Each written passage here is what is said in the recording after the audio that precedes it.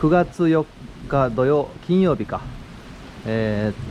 台風が接近。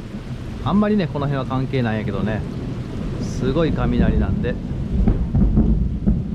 すごいね。ちょっと台風準備します。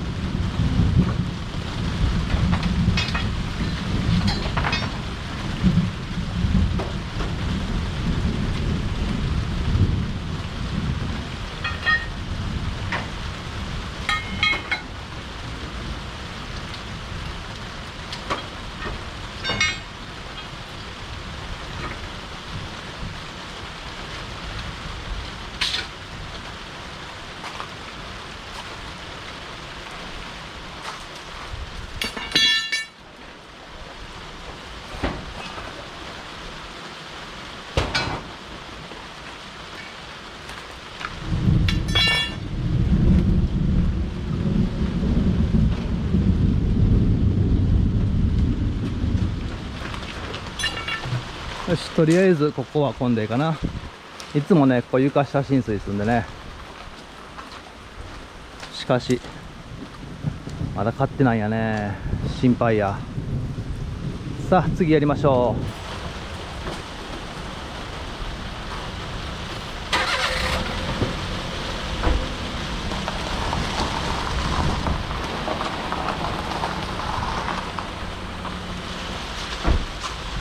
この辺は多分全部水に浸かんでね、使ってもいいように、片付けてきます。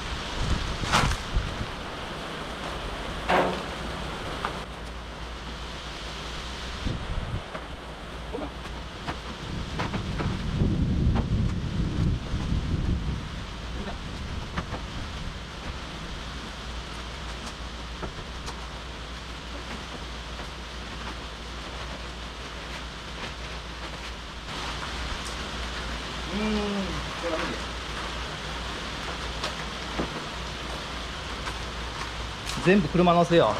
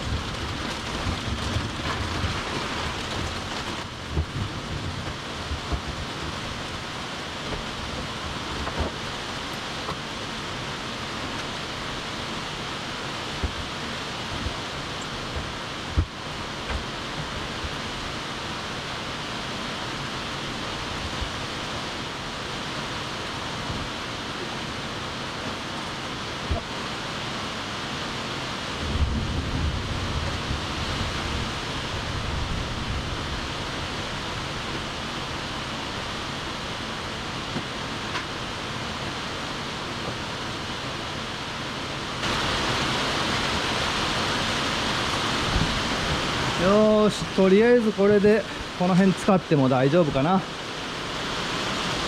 ね、軽トラはちょっとブルーシートかけてね、待機します。